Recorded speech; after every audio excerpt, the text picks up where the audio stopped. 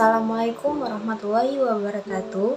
Saya Fadia Mazaya yang akan bertugas sebagai moderator dalam presentasi kelompok, di mana kelompok kami akan membahas metode pembelajaran kooperatif dan metode pembelajaran pakem. Namun, saya tidak sendiri. Saya ditemani oleh rekan saya yaitu Anissa dan Raji yang akan mempresentasikannya. Pembelajaran kooperatif merupakan salah satu pembelajaran efektif dengan cara membentuk kelompok-kelompok kecil untuk saling bekerja sama, interaksi, dan bertukar pikiran dalam proses belajar. Beberapa pakar pendidikan mendefinisikan cooperative learning sebagai berikut. Yang pertama ada menurut Salvin.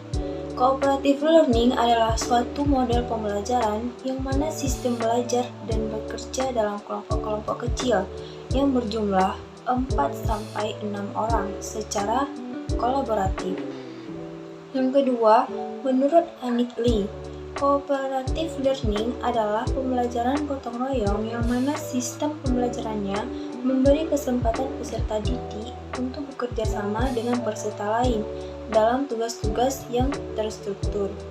Dan yang terakhir, yang ketiga, menurut Azizah, cooperative learning merupakan strategi pembelajaran yang melibatkan siswa untuk bekerja secara kolaboratif dalam mencapai suatu tujuan.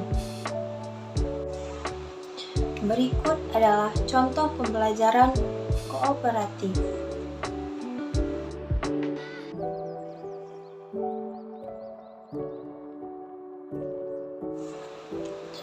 Unsur-unsur pembelajaran kooperatif. Yang pertama, saling ketergantungan positif. Saling ketergantungan positif menurut adanya interaksi promotif yang memungkinkan sesama siswa saling memberikan motivasi untuk meraih hasil belajar yang optimal. Yang kedua, tanggung jawab perseorangan. Pembelajaran kooperatif juga ditunjukkan untuk mengetahui penguasaan siswa terhadap materi pembelajaran secara individual.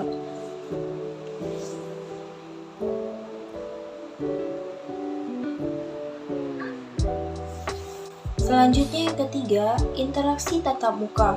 Interaksi tatap muka menurut para siswa dalam kelompok dapat saling bertatap muka, sehingga mereka dapat melakukan dialog, tidak hanya dengan guru, tetapi juga dengan sesama siswa.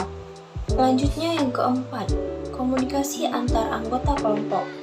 Dalam pembelajaran kooperatif, keterampilan sosial seperti tenggang rasa, sikap sopan terhadap teman, mengkritik ide dan bukan mengkritik teman, berani mempertahankan pikiran logis, tidak mendominasi orang lain, mandiri, dan berbagai sifat lain yang bermanfaat dalam menjalin hubungan antar pribadi sengaja diajarkan dalam pembelajaran kooperatif ini. Selanjutnya yang kelima, evaluasi proses kelompok. Pengajar perlu menjadwalkan waktu khusus bagi kelompok untuk mengevaluasikan proses kerja kelompok dan hasil kerjasama mereka agar selanjutnya bisa bekerja sama dengan lebih efektif. Selanjutnya, model-model cooperative learning. Jadi dalam pembelajaran model pembelajaran cooperative learning itu memiliki beberapa model yang diterapkan. Yang pertama itu adalah model jigsaw. Dalam model ini, guru itu membagi suatu informasi yang besar menjadi komponen-komponen lebih kecil. Kemudian guru itu membagi siswa itu ke dalam kelompok belajar kooperatif yang terdiri atas 4 atau 5 orang.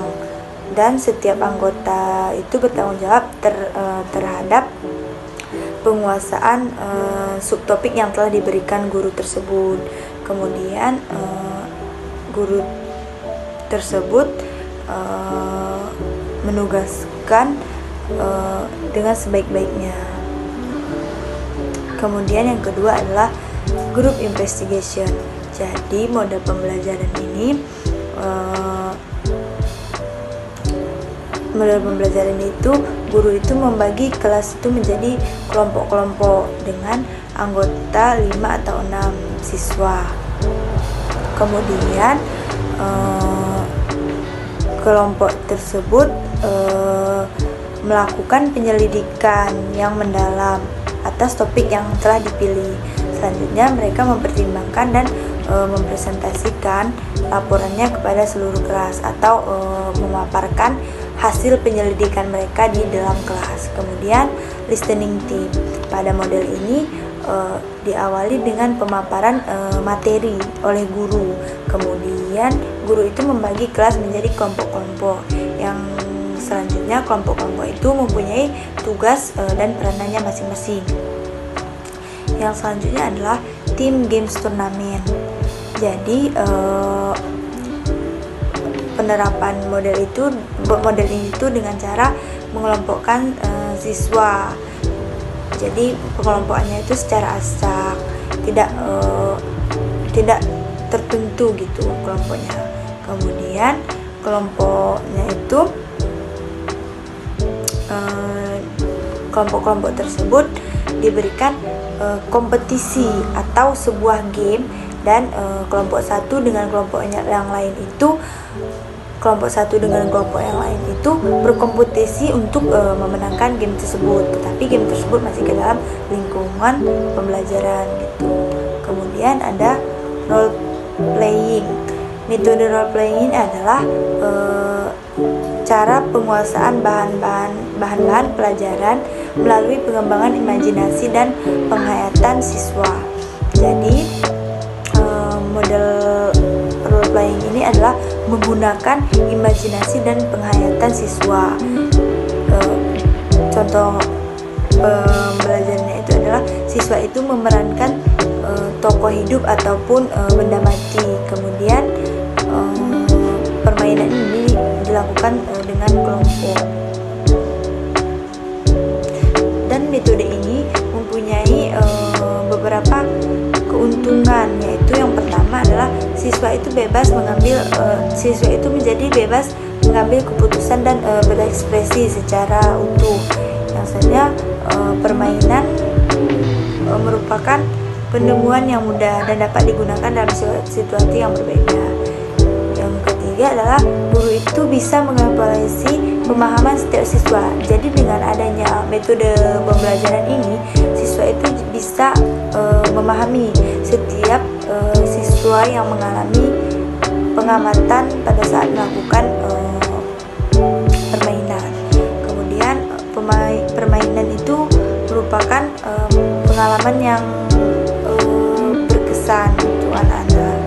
Kemudian yang keenam adalah model pembelajaran student team achievement division. Jadi pembelajaran ini juga dibentuk beberapa kelompok yang kelompok itu terdiri dari 5 atau 6 orang. Kemudian anggota tim itu menggunakan lembar kegiatan atau perangkat belajar yang kemudian saling membantu satu sama lain untuk memahami bahan pelajaran melalui tutorial kuis dengan cara berdiskusi. Selanjutnya itu adalah peranan guru dalam cooperative learning. Jadi dalam cooperative learning ini, guru itu memiliki beberapa peranan yang sangat penting ya. Yang pertama itu adalah guru itu sebagai fasilitator. Jadi peran guru sebagai fasilitator harus mempunyai beberapa sikap, yaitu sikap yang mampu menciptakan suasana kelas yang nyaman dan menyenangkan. Dan kemudian sikap bisa membantu dan mendorong siswa untuk mengungkapkan atau menjelaskan keinginan dan dalam pembicaraannya. Kemudian membantu kegiatan, yaitu menyiapkan sumber atau alat, membina siswa agar setiap siswa itu menjadi lebih aktif. Kemudian peran guru itu yang kedua adalah sebagai mediator. Jadi guru juga berperan untuk menjembati atau mengaitkan materi pelajaran yang sedang dibahas melalui cooperative learning dengan permasalahan yang nyata atau permasalahan yang ada di dalam lingkungan sekitar. Yang ketiga, guru itu sebagai direktur motivator. Maksudnya direktur motivator adalah guru itu berperan dalam membimbing, juga mengarahkan jalannya diskusi, membantu kelancaran diskusi, tetapi tidak memberikan jawaban. Jadi guru itu hanya membimbing, tapi tidak memberitahu. Kemudian guru itu sebagai evaluator. Guru juga berperan dalam menilai kegiatan belajar mengajar yang sedang berlangsung. Guru itu juga sebagai evaluator itu, jadi tugasnya itu menilai apa yang telah dikerjakan murid-muridnya. Kemudian metode pembelajaran pakem. Menurut selanjutnya adalah model pembelajaran pakem menurut beberapa ahli. Jadi menurut Purwanto 2016,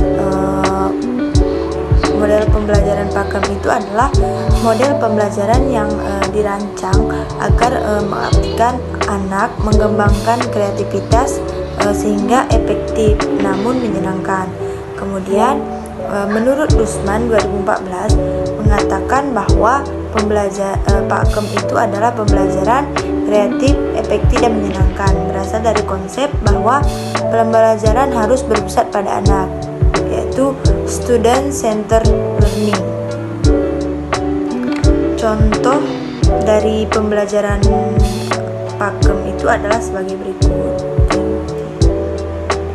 Jadi model pembelajaran pakem itu anak itu dituntut untuk aktif di dalam kelas dengan ditetapkan model pembelajaran seperti ini.